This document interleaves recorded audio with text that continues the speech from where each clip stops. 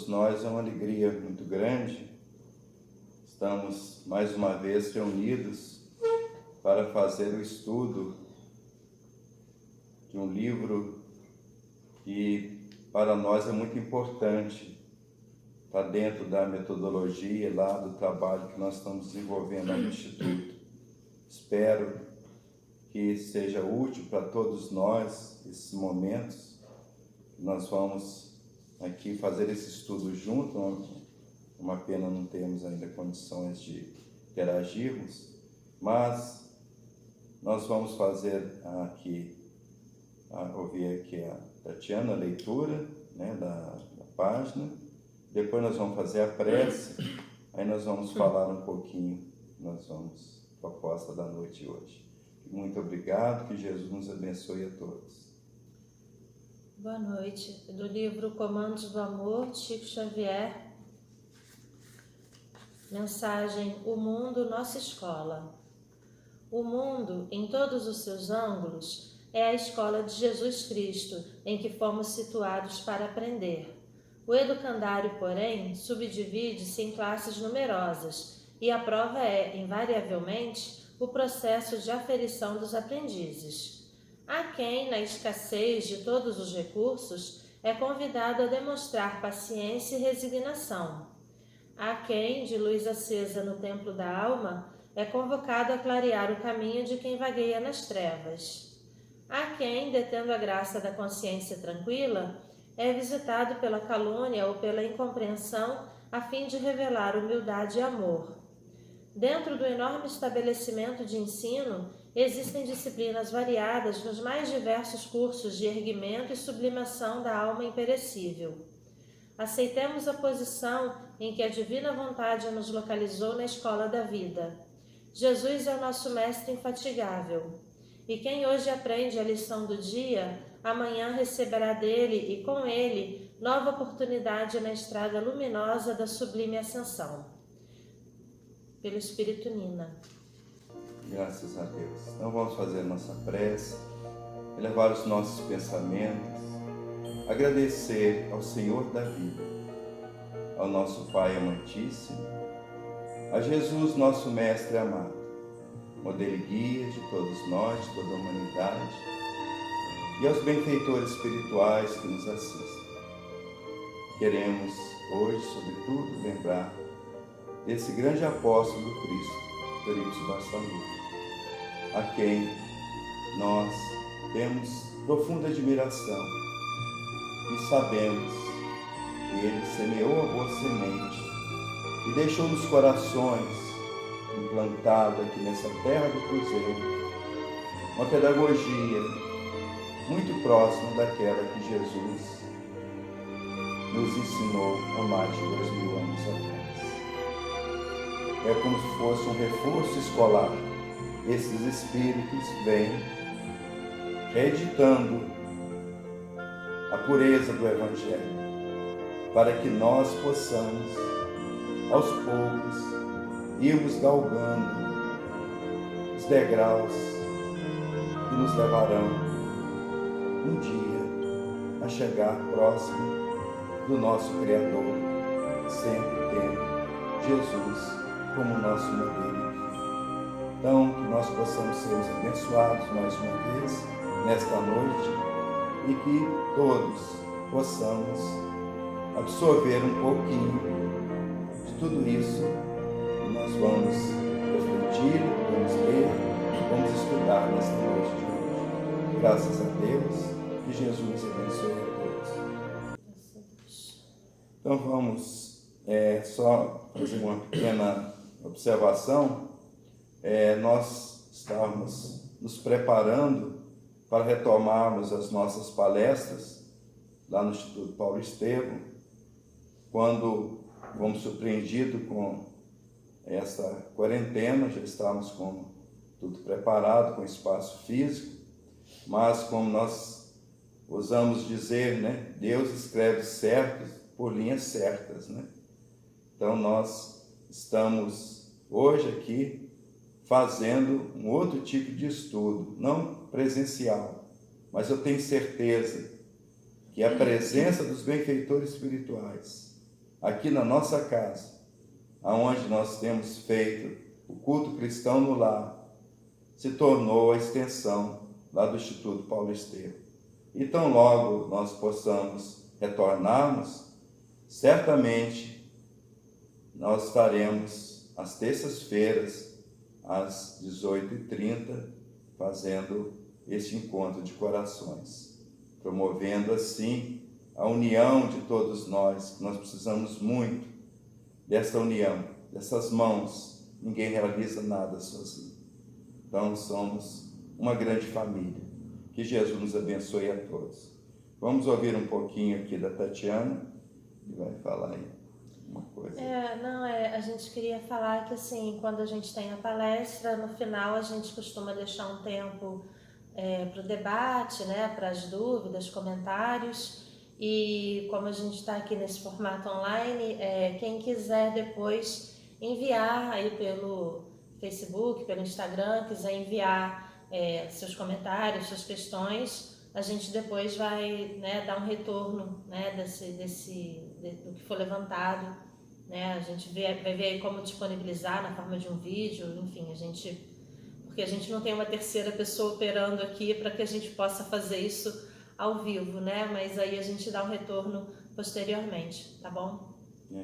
Antes de nós falarmos então sobre tempo de decisão, que foi o tema do último encontro realizado lá em Sacramento, onde se estabelece então esse encontro semestral, e lá nós temos irmãos de diversos lugares, partes do Brasil, até fora do Brasil, que se reúnem ali para discutir determinados temas, sempre ligado à educação de espíritos, porque em essência todos nós somos espíritos.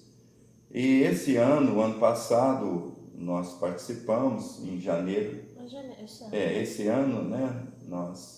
Esse ano foi tempo de decisão. E no ano passado, em janeiro do ano passado, foi tempo de amar. Então, porque nós temos essa ligação já há muitos anos, que nós estamos muito ligados lá a esse grupo, né, de Eurípides Barçanufo. Não sabemos exatamente o que nos leva, mas com certeza nós temos assim muita gratidão, muita alegria mesmo de ter participado e estar podendo participar desses encontros, porque ali nós temos aprendido bastante e tentado trazer aquilo que nós estamos aprendendo aqui para casa, mas o mais importante é nós tentarmos aplicarmos em nós mesmos, né?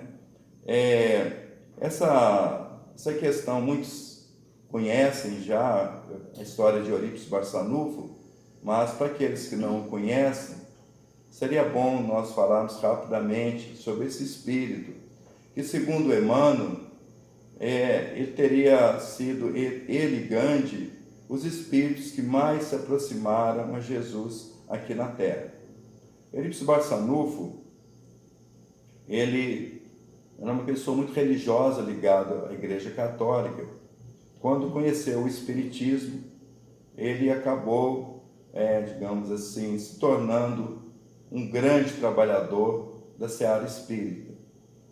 Na fazenda de Santa Maria, aonde hoje ainda existe o primeiro centro espírita, que foi implantado ali naquela fazenda, naquele local. Era uma sesmaria, então eram muitas terras ali, e tinham muitos trabalhadores, muitos médiuns de efeitos físicos, principalmente, e por lá apareceu um senhor, né, espanhol, Frederico Peiró, que levou a doutrina e explicou que aquilo eram efeitos físicos que aconteciam e que ele tinha muitos médiuns.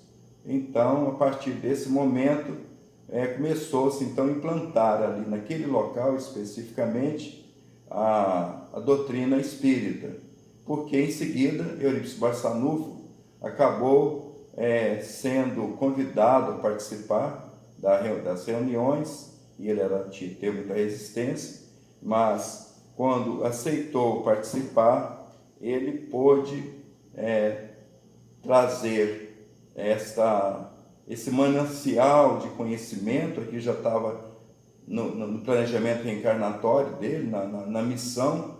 Ele era uma pessoa autodidata, um espírito de grande elevação. Então, quando ele observou que ali ele tinha respostas muito claras para muitas dúvidas, sobretudo na questão das bem-aventuranças, que ele achava muito complicado o Evangelho dizer: bem-aventurado os pobres de espírito.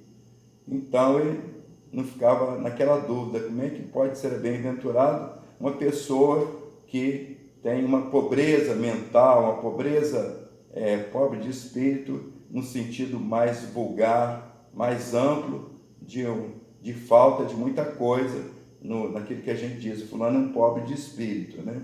Então ele achava muito estranho, mas ele veio então a ter esclarecimento que pobre de espírito, na realidade, são os humildes. E essa é a primeira grande característica, essa que exatamente é o antagonismo ao orgulho. As grandes virtudes estão já pautadas exatamente no trabalho desse ser. Pois bem, então Eurípides Barçanufo se tornou ali uma pessoa muito importante na parte pedagógica também. Fundou o primeiro colégio espírita, o Colégio Allan Kardec, que está lá até hoje. E os seus alunos, ele era tão querido, uma pessoa assim tão capaz, que ele conseguia dar aula. Claro, ele tinha na metodologia, né, de Jean-Jacques Rousseau, Jean-Jacques Rousseau, que era um humanista, né, e Pestalozzi, o seguidor de Rousseau, e obviamente Jesus, né, era o grande referencial para ele.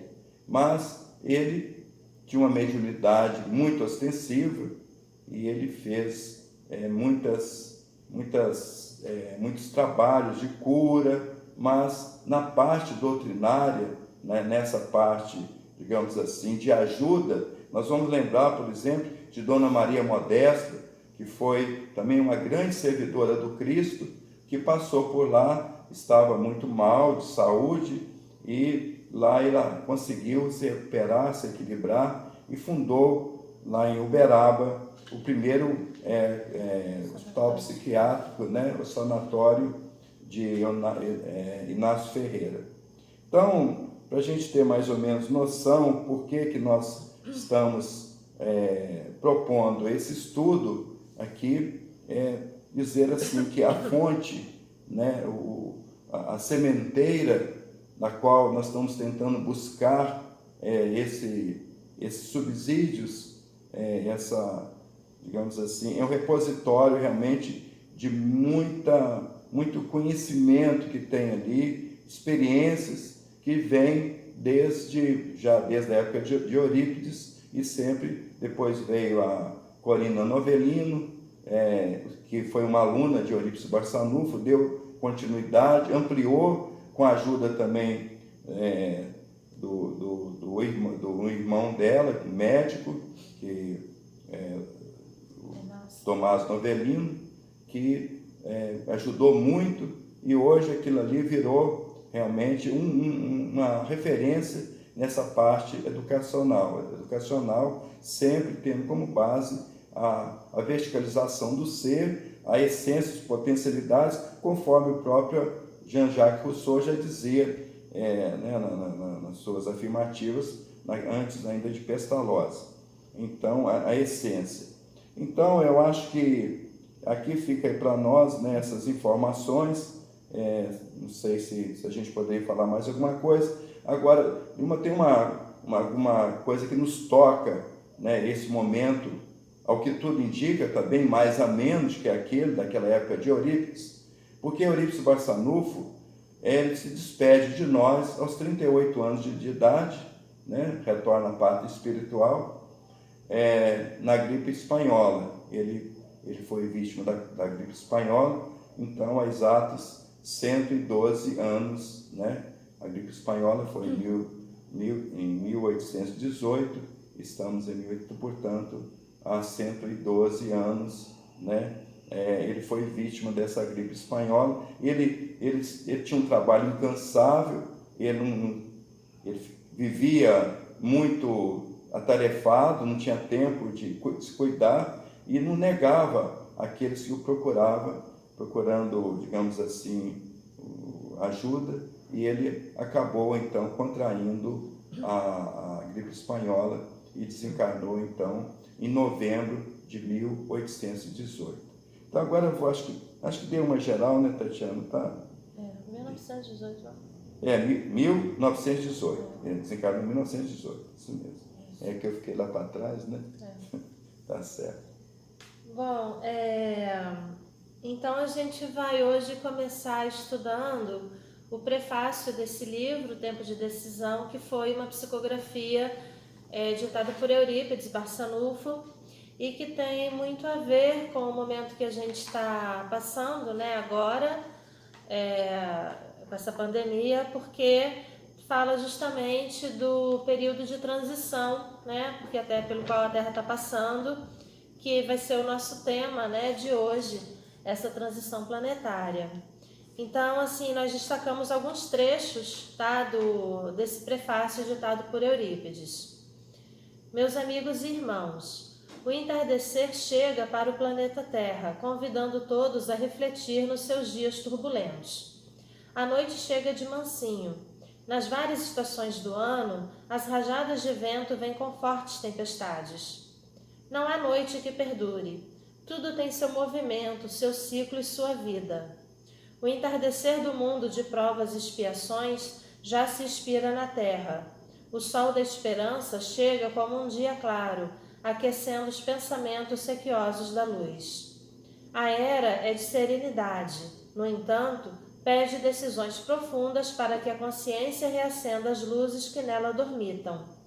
Jesus, o timoneiro, é o governador amigo, que tudo tem feito para que todos encontrem seu caminho. Nas lições divinas do Sermão da Montanha, deixou-nos o caminho a ser compreendido. A luz da verdade rompe os milênios e o sol dissipará as brumas escuras para que as estrelas cadentes sejam percebidas. No céu está o divino manto de Deus a brilhar em diversos pontos, afirmando a seus filhos as muitas moradas que aguardam a todos. A decisão é individual, mas o trabalho pede a participação de todos. Jesus tem buscado suas ovelhas, reunindo-as para que elas se abasteçam com a boa alimentação. Ele continua a ser o bom pastor.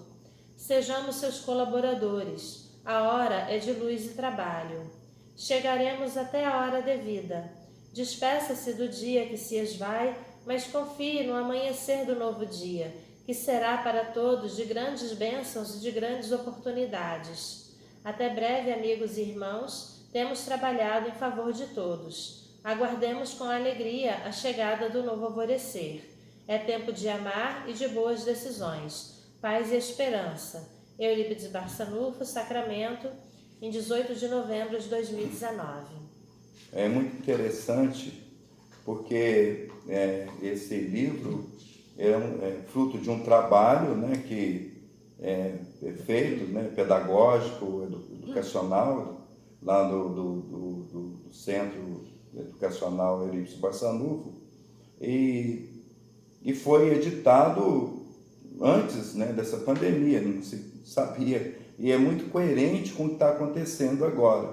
Então, esse momento, tempo de decisão, eu acho que cala fundo nos nossos corações. Então, ele tem aqui algumas observações sobre a questão da transição planetária. Então, aquele negócio, nós estamos vivenciando isso aí, a mudança, a quebra de paradigma, quer dizer, de repente nós ficamos, digamos assim, íamos numa direção, tivemos que parar e aguardar, estamos aguardando, né? Estamos meio que no desvio, né, do trem, parou e está ali aguardando, né, o que que nós vamos fazer da agora para frente, né?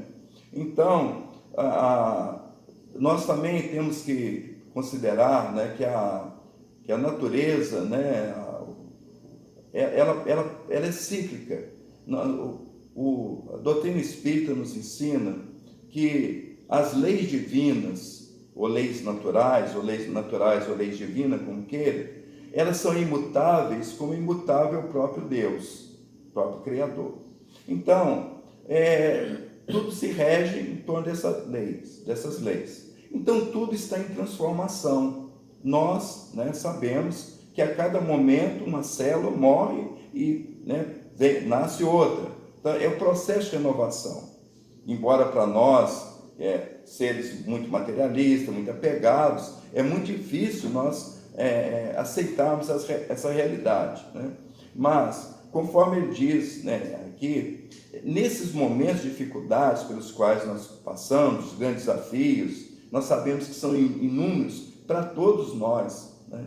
Para uns mais, para outros menos, vai depender muito de como nós estamos e o que nós vamos, digamos, o que nós queremos para nós, efetivamente, né?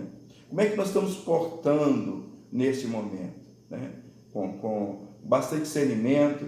Quer dizer, nós não podemos ser omissos, como ele diz aqui, né? Ele diz assim, que nós precisamos ter, deixa eu ver, serenidade, né? Isso, serenidade, mas não passividade, né? Quer dizer, serenidade é uma coisa, mas nós não vamos cruzar os braços, não é isso.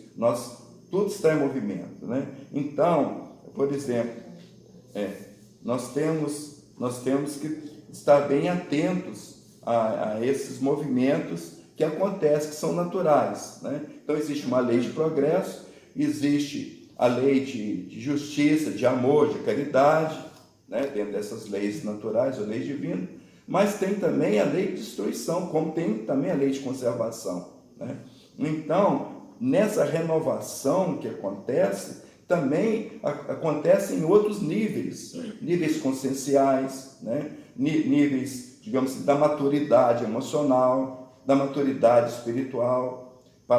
Agora, muitos estão ainda em desarmonia, nós sabemos, mas nunca se orou tanto, nunca esteve tão próximo do Cristo nesses momentos, né? Porque antes nós não tínhamos condições de nos reunirmos, fazer as nossas dedicar um pouco mais, né, a essas questões. Então, vem nesse momento uma outra realidade, né, uma outra lógica. Despertar um outro lado. Exato, né? É um despertar exatamente para um outro lado que Jesus sempre está dizendo, olha, por isso que lá é educação de espíritos. Então, nós precisamos tomar essa decisão, falar assim, não, eu sou matéria, estou no mundo material, estou no mundo das convenções materiais, das leis dos homens, mas existem outras leis, que são inclusive muito mais potentes do que essas leis, né, que são mutáveis, e as outras não sofrem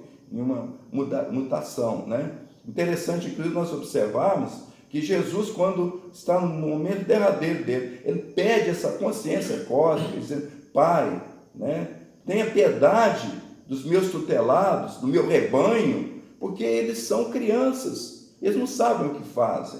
Então, quer dizer, porque eles sabem, nós sabemos que existe uma lei de amor, que ela é maior do que todas, mas existe uma lei de causa e efeito também, né? Então, assim, nós precisamos entender esses movimentos e aceitar, porque se nós não se revoltarmos, vai ser muito pior, né? Quando nós entramos nessa aí do emocional, as coisas ficam mais complicadas. Então, eu não sei, eu acho que está bom, né? Senão a gente...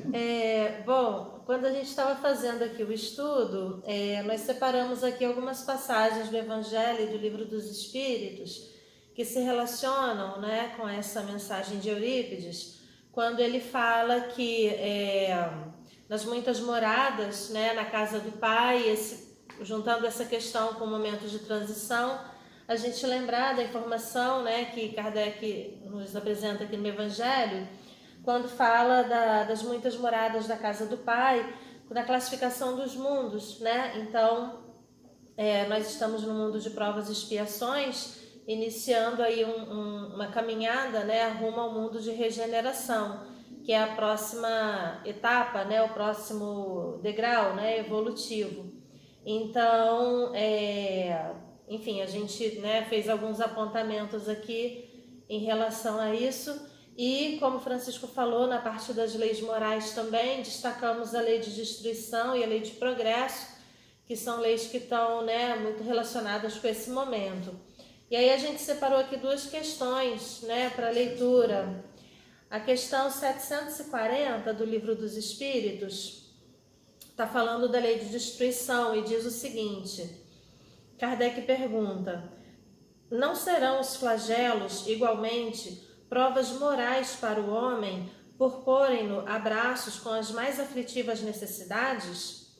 Aí os espíritos respondem: os flagelos são provas que dão ao homem ocasião de exercitar a sua inteligência, de demonstrar sua paciência e resignação ante a vontade de Deus, e que lhe oferecem ensejo de manifestar seus sentimentos de abnegação, de desinteresse e de amor ao próximo, se não o domina o egoísmo. Então, nessa questão, a gente achou bem oportuno assim, destacar, porque fala muito do que a gente está vendo acontecer hoje, né? Tantos movimentos acontecendo, as pessoas procurando ajudar as outras, né? Da medida em que podem, mesmo das suas casas, tantas pessoas oferecendo, né? Os seus dons, aquilo que sabem fazer, dispondo gratuitamente, movimentos de arrecadação para ajudar comunidades, né? Tem todo um movimento acontecendo, além desse aspecto, né, que o Francisco falou da oração, das pessoas estarem mais voltadas para esse lado religioso, mas todo esse movimento também que tem surgido de solidariedade, né? Como ele fala aqui, eu queria né? até aproveitar, hoje eu vendo na internet, duas senhoras, beirando 100 anos, acho que uma tem até mais de 100 anos, confeccionando máscaras para fazer doação, quer dizer, é uma pessoa já nessa faixa etária e, né, útil, né? Porque hoje em dia tá difícil, costureira, essa coisa e tal, então ela fazendo as máscaras e tal. Então, olha, esse é o momento de nós, né? Nada é por acaso, né? Nós estamos vivendo esse momento, vamos ver que nós o podemos aprendizado fazer. que vai ficar também para depois, né? Quando isso passar também, né? Então vamos. E a outra questão da lei de progresso. Da lei de progresso, a outra questão que nós selecionamos aqui é questão 799. De que maneira pode o Espiritismo contribuir para o progresso? E resposta: destruindo o materialismo, que é uma das chagas da sociedade. Ele faz com que os homens compreendam onde se encontram seus verdadeiros interesses.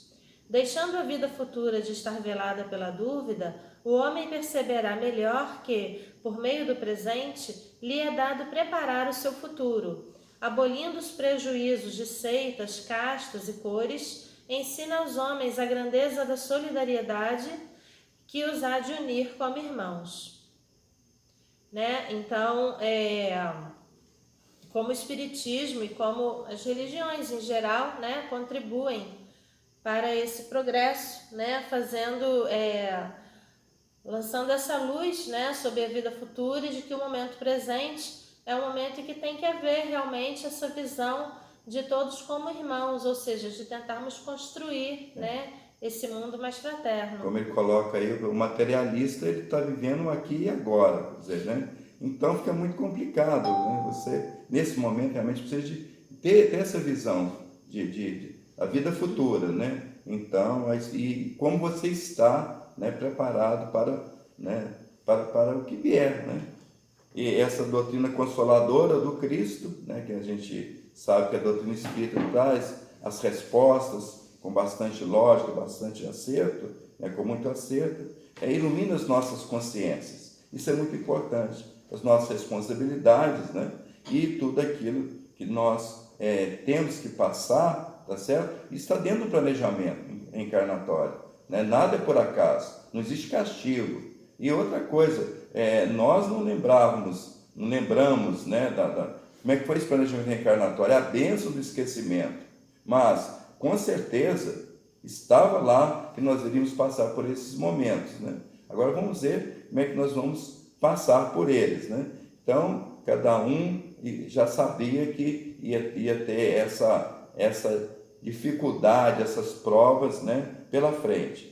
E interessante também, dentro desse prefácio, né, que Eurípides nos traz, é a questão, então, que ele fala aqui do atentar para o chamado de Jesus, sobretudo no Sermão do Monte, onde, segundo Gandhi, se Jesus tivesse parado por ali, feito apenas as recomendações e no Sermão do Monte, ele já teria cumprido a sua missão, porque ali estão todos os ensinamentos que a humanidade precisa. Então, ele já começa logo dizendo assim, bem-aventurados os pobres espíritos, que é aquilo que a gente falou ainda há pouco, que para o pobre espírito são os simples, os humildes, né? Na essência, né? Não é na casca, não, o verdadeiramente humilde, né? Então, em seguida ele fala, bem-aventurados que sofrem, os aflitos, né? Então, porque serão consolados. Mas, muitas vezes, nós temos um aflito que nós estamos consolando, tentando consolar, e ele não se consola. Então é o seguinte, nós temos que ter aceitação.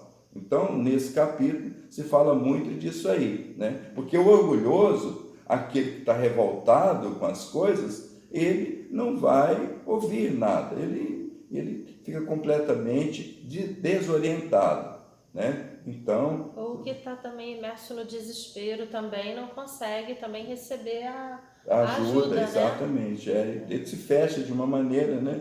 E acaba, nós sabemos que tudo é energia, o pensamento, ele se conecta, os afins, né, estão, né, no universo, a lei maior, essa lei de sintonia vibratória, tudo vibra. Se nós estamos desesperados, nós vamos sintonizar com as mentes em desespero e vamos potencializando isso cada vez mais e mais, né? Então, nós temos que tomar muito cuidado nesses momentos dessas provas, né?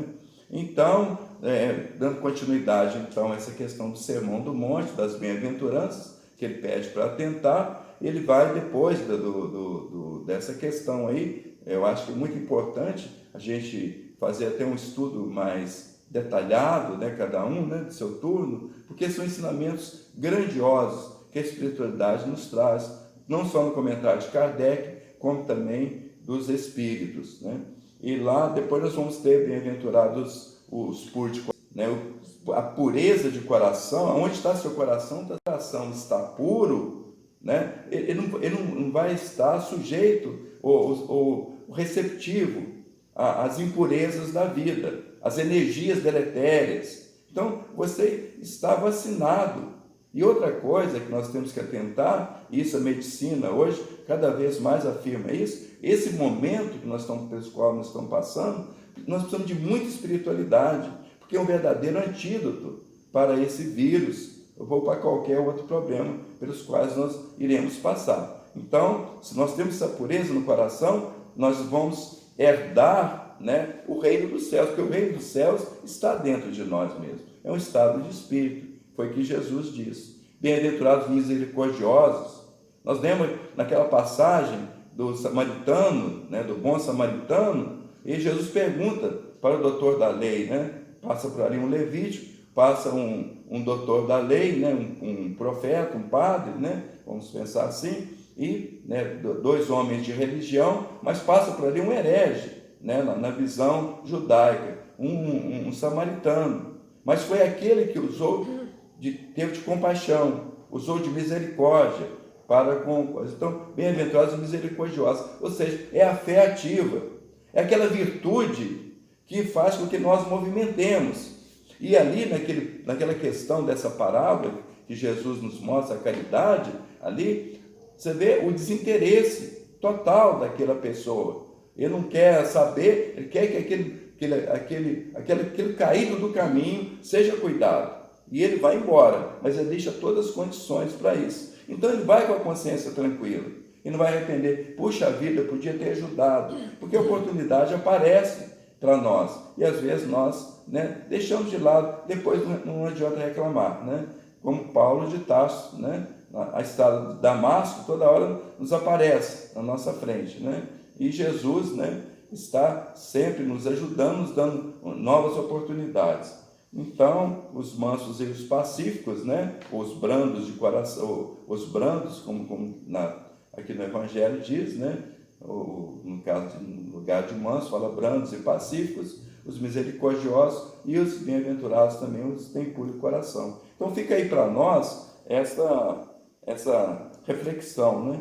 Nosso tempo também já está acabando. Não, então, já estamos aqui finalizando a mensagem, quando ele, então, pede que a gente reflita sobre quais são os tesouros que nós estamos trazendo conosco, né? O que a gente está trazendo de bom no nosso espírito, né? Você vai comentar essa parte? Outra passagem muito, muito bonita, interessante, até hoje nós lemos no último evangelho ontem e hoje nós lemos, que é olhar os lírios do campo, que é poético, muito, muito profundo, né?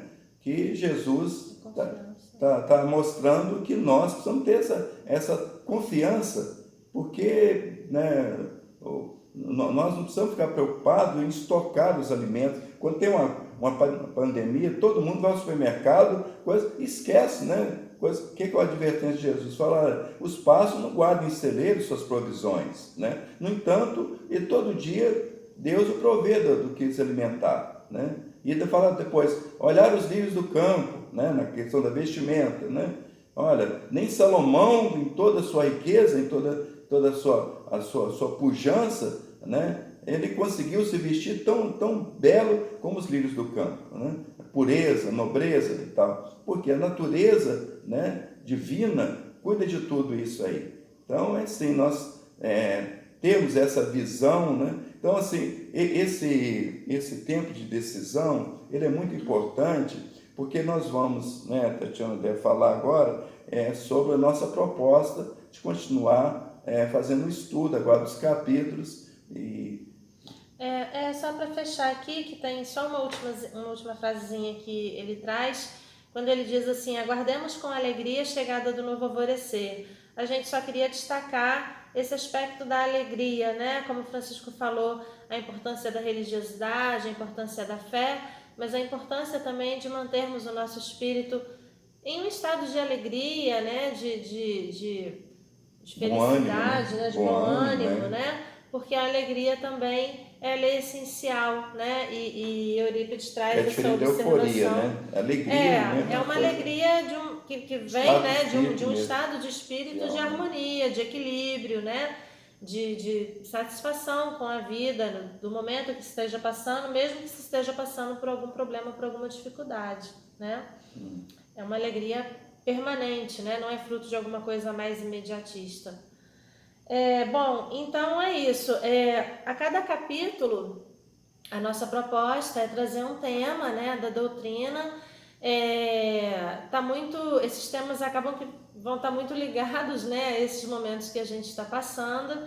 E esses temas a gente vai trazer então para conversarmos aqui, né, para discutirmos. E como eu falei no início, vocês querendo participar, como a gente não consegue fazer isso aqui agora ao vivo, vocês querendo passar para a gente as questões, os comentários, a gente vai vendo uma forma de trocar, né?